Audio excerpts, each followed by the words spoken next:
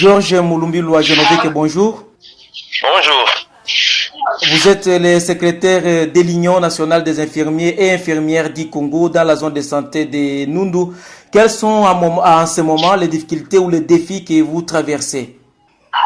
Messieurs les journalistes, les infirmiers et infirmières de la zone de santé de Nundu et ceux de toutes les zones de santé du territoire de Fizi, nous sommes confrontés à des défis majeurs qui entravent notre capacité à servir notre communauté avec la dévotion qu'elle mérite. Primo, la non-mécanisation persistante des infirmiers. Malgré notre engagement constant et notre présence continue auprès des patients, nombre d'entre nous entendent toujours la reconnaissance et la sécurité qu'apporte la mécanisation. Cette situation de précarité est inacceptable, messieurs les journalistes, et démotive ceux qui sont en première ligne des soins, donc 24 heures sur 24 heures. Nous supplions donc à nos différentes autorités d'intervenir afin que nos dossiers de mécanisation soient traités sans plus tarder, messieurs les journalistes. Segundo, il y a aussi le blocage de l'octroi des numéros matricules, je m'excuse. Vous savez, l'absence des numéros matricules pour certains de nos collègues est un obstacle administratif majeur qui les prive nos droits fondamentaux et nos avantages légitimes, messieurs les journalistes. Et tertio, les non-alignements injustes pour la prime des risques. En tant que professionnels de santé, messieurs les journalistes, présents 24 heures sur 24 heures au chevet des malades, nous sommes exposés quotidiennement à des risques considérables. Pour terminer aussi, nous plaidons aux autorités compétentes à qui nous profitons votre micro aujourd'hui pour le non-paiement de Maboko Bank à des percussions significatives.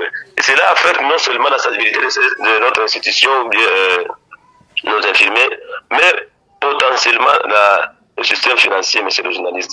Et ça se retrouve aujourd'hui le retard de ce Maboko Bank à qui nous avons vu dès les mois de janvier jusqu'à aujourd'hui, messieurs les journalistes. C'est ça nos 4 défis majeurs à qui nous profitons de votre micro pour dire à l'ensemble du territoire national.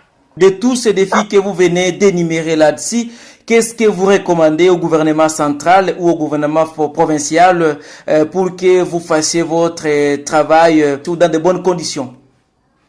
Donc nous demandons auprès du gouvernement central et c'est le gouvernement provincial, chacun avec ses compétences compétentes d'agir rapidement à ces problèmes pour que ces motivations et notre bien-être soient intrinsèquement liés à la qualité des soins que nous pouvons offrir à ceux qui n'en ont besoin de ces journalistes. Donc nous demandons auprès des autorités compétentes d'agir rapidement que les Maboko soient payés, ceux qui n'ont pas aligné pour la prime de risque soient alignés et ceux qui n'ont pas de matricule, on leur octroie le numéro matricule.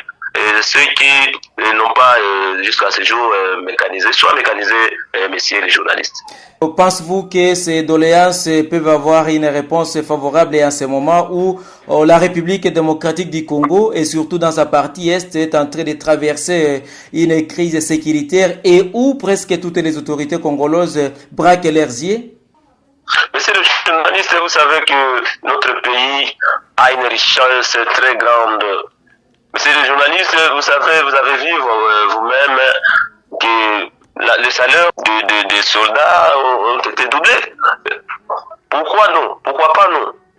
Moi, je peux dire, ce qui manque, c'est la volonté. Mais l'argent est là. Georges Mulumbilwa Genovic, secrétaire de l'Union nationale des infirmiers et infirmières du Congo dans la zone de santé de Nundu, malgré un désagrément dit à la mauvaise connexion, nous avons un peu bien capté. Je vous remercie d'avoir répondu à nos questions. Merci beaucoup, monsieur le journaliste, c'est moi qui vous remercie.